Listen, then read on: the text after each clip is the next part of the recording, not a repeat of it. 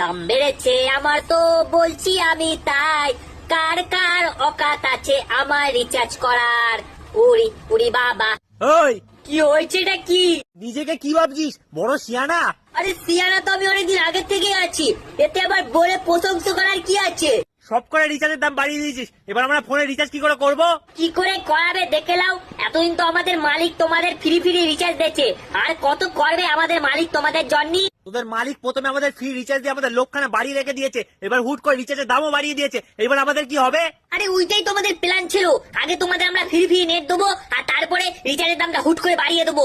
এখন তোমরা নেট ছাড়া চলতে পারবে না, আমরা জানি সেইটা, ওই জন্যই তো রিচার্জের দামটা ঠিক সময় বাড়িয়ে দিচ্ছি। এবার তোমরা কি করবে দেখে নাও, তোমার তো রিচার্জ করতেই হবে। তাহলে এইটা তোদের প্ল্যান ছিল গরিব মানুষের রক্ত চোষার জন্য?